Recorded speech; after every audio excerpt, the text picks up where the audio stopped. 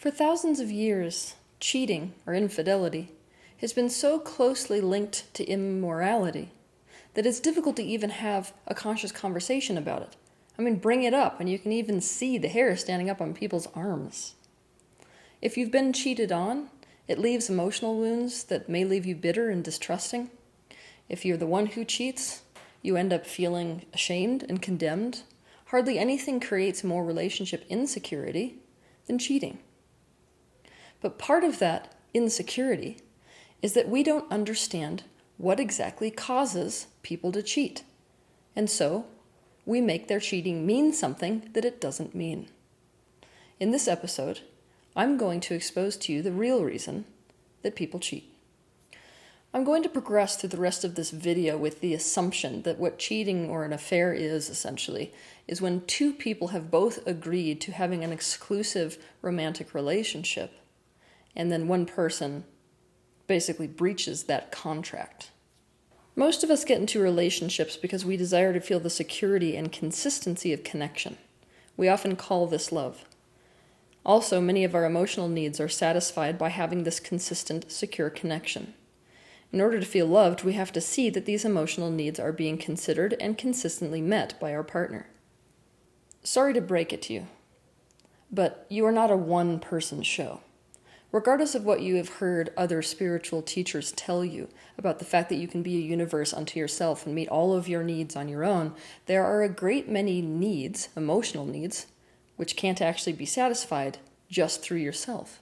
They require the relationship to something other than the self. Now, of course, we know that at the highest level there is nothing other than the self, because we are in a state of oneness. But here in your physical body, you experience a separate self. So to experience that oneness, you have to experience a fusion with other. This gets a bit tricky, because some of our emotional needs seem totally contradictory. For example, we need connection with other people, and we also have a need for a sense of autonomy.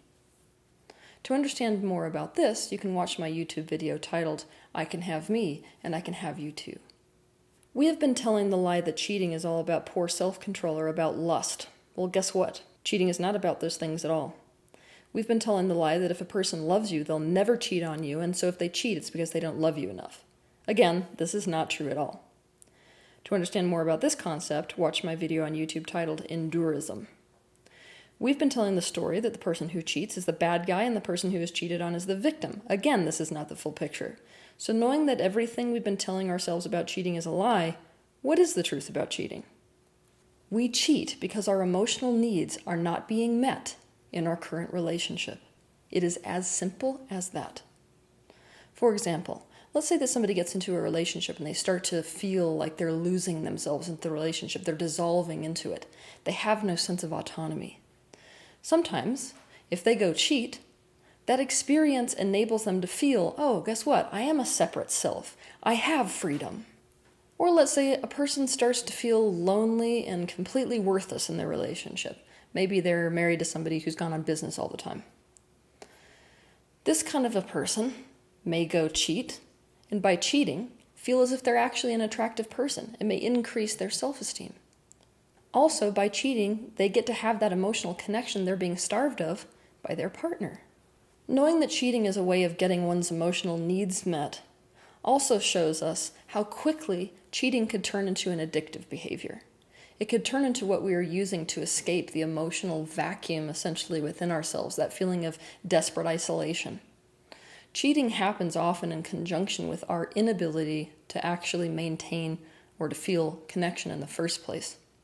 So we're trying desperately to get that, to fill this hole inside of ourselves because of the fact that we have developmental trauma there.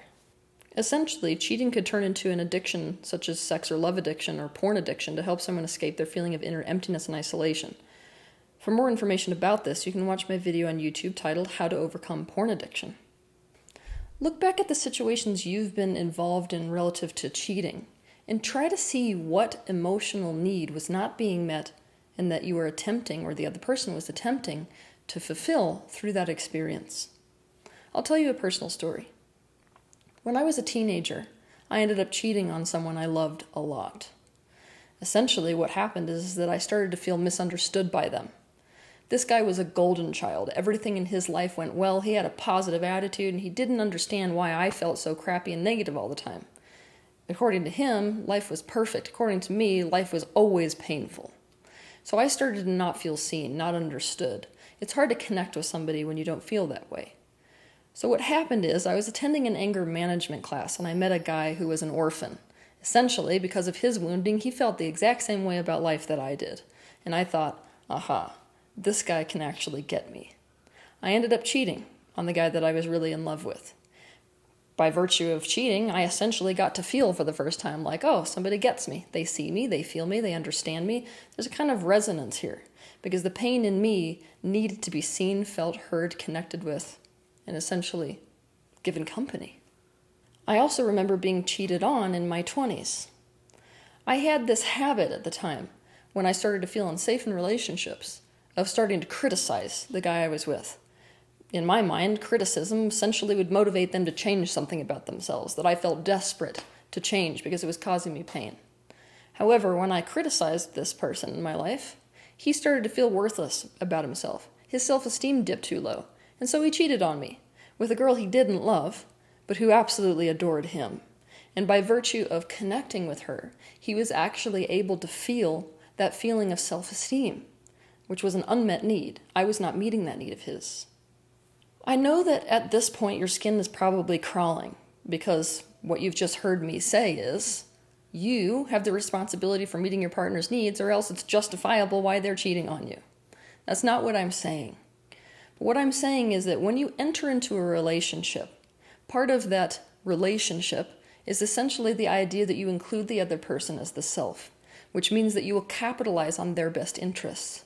It means that you should actually care about meeting those emotional needs, or finding ways that you can basically strategize meeting those needs so a person isn't left starving in the relationship with you. And so it's really important, if we're trying to prevent cheating, to make sure that we've had that kind of conversation. And that's precisely where we go wrong. Where we go wrong is that when our needs aren't being met, we don't say anything about it. That's why cheating happens in an atmosphere of secrecy. I will say it again, cheating rarely has anything at all to do with loving or not loving a person. It has to do with emotional needs not being met. Does this mean cheating is good? Again, that's a debate over the right and wrong or good and bad, which is absolutely futile. I'd rather say that cheating is best avoided in relationships because it hurts both people. It causes suffering to the cheater and the person who's cheated on. But so does just putting up with your needs not being met consistently. This is Endurism. And there is something you can do to prevent both cheating and relationship endurism, and that thing is communicating. Cheating does not happen in an atmosphere of communication. So what we have to be able to do is to see what need is not being met, to communicate that need to our partner, and then together to strategize ways that we can reasonably meet those needs. A relationship really is about two people figuring out what each need and what each want, and then figuring out a way to make those needs and wants compatible if that's possible. But here's something you got to understand. Sometimes when you express your needs, it becomes obvious that those needs, in fact, conflict with the other person's needs and desires. And when that's the case, what we're really dealing with is incompatibility. And so what we have to face is the fact that cheating is just the precursor to the fact that we don't actually belong together as a couple. One thing we need to develop in our relationships is attunement. It's really easy to be completely engaged in our partner when all of those chemicals, those bonding chemicals are flowing, but after a while in the relationship, our attention drifts away from them and then we just assume things about our partner. We don't tune into them enough to see the initial warning signs that potentially our partner could stray towards cheating because their emotional needs aren't being met. Now, communication verbally is, of course, preferable, but there's a lot of communication that happens non-verbally. Now, one thing you have to understand in order to maintain a healthy relationship is the idea of bids for affection. All day, every day, we basically give bids to people in our life for connection with them. These bids can look like a great many things. For example, we may inch up closer to our partner, or crack a joke, or do their laundry for them. We do any number of things that essentially say, hey, I really want to connect with you right now. Now, what we do as people is we don't usually acknowledge those bids. We don't even recognize them. But when we do recognize them, we have a choice between 3 ways of dealing with it. The first is we completely and intentionally ignore that bid for affection. The second is we turn against that bid for affection, meaning we push it away in some way. We become the antagonist to that bid. And we say, I don't care whether you have that need. Shink, I'm going to basically oppose that need. Or we turn towards the need and allow the connection to occur. Obviously, the relationships that are the most successful long-term are the ones where 2 people turn towards each other's bids for connection. Now, this applies to every relationship in your life, whether it's a friendship, a relationship with your daughter, your mother, or your significant other. So let's say that your partner walks through the door and buys you flowers. At that point, you can either completely ignore the gesture, you can turn against that gesture by making him guilty for the money he spent on the flowers, or you can turn towards it by acknowledging that you're really happy that he did that, and by admiring the flowers.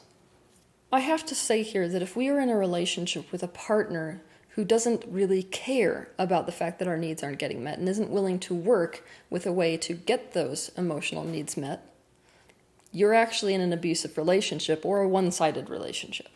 And that's not workable. It's especially not workable long-term. So if you're with that kind of a partner, it's not actually a relationship. It's a facade, and you have to consider breaking up. Now, I realize that's a lot easier said than done. Once we've formed an attachment with somebody, breaking up is essentially losing a part of yourself, and so, hell on earth, right? But what I want you to do is to realize that you can't actually unneed something you need, and you can't unwant something you want. So you have one option, and that is to go towards what you want and to actually meet your needs. To understand more about this, you can watch my video on YouTube titled Meet Your Needs. All that being said, the vast majority of the time we will find that our needs and values are in fact compatible, and there are ways to meet both partners' needs within the relationship so both partners feel fulfilled and secure. And we need to have this conversation and keep on having it way before cheating presents itself as an option. Cheating is a last resort in relationships.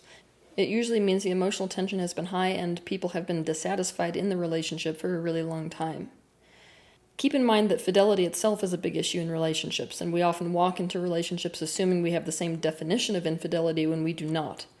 So this is also a conversation we need to have with our partner before entering into relationships. To understand more about this, watch my YouTube video titled Fidelity and Infidelity in Relationships. When our needs aren't being met within a relationship, our tendency is to close off, shut down, and become less communicative instead of more communicative. And this is the death warrant to a relationship. Now, here's something that I want you to realize. If I asked you to have a really intelligent conversation with me about slime mold right now, chances are you wouldn't be able to do it. Why? Because you don't know the slightest thing about slime mold. This is exactly how it works with yourself. You can't have a conversation with your partner about something you don't know about. For that reason, it's so critical for you to gain self-awareness. It's critical for you to look at yourself objectively and to see what you need, what you want, what your values are, your likes and dislikes. You've got to be able to communicate those things to your partner. Obviously, if you don't know what those things even are, you can't have that conversation. So when you feel yourself getting super triggered within a relationship and getting unhappy, that is the perfect opportunity to actually take a look at what you need. In that circumstance, you can ask yourself, what am I not getting right now in this particular situation that I value and therefore need? Here's the thing. Your partner actually wants this information. Chances are what's driving them absolutely bonkers is the confusion about what the hell it is that they're doing wrong and what the hell your needs and desires actually are. So by providing that to your partner, you're actually providing the grounds for you to be able to have a relationship in the first place where both of you aren't confused about each other. Now, it may be important for you to involve a third party in this particular conversation. You want to choose somebody who's unbiased and is also not identified with a particular outcome or with one of you or the other of you, so that they can provide a kind of non-biased position where they can help you communicate to each other your needs and also help strategize ways to meet those needs that are satisfiable to both people involved in the relationship. The betrayal of cheating may not be justified, It's still the person's choice to essentially betray their partner instead of to have a conversation about their needs and to either figure out how to meet those needs collectively or decide to break up. However, knowing that unmet needs are in fact the core root below cheating gives us a wonderful view into what we need to be constantly focused on and attuned to in our relationship so as to make it so that this situation does not occur. Meeting your partner's needs and enabling your partner to know how to meet your needs and creating ways where those needs can be met that is satisfiable to both parties in the relationship is going to create an atmosphere of relationship security as opposed to relationship insecurity. Have a good week.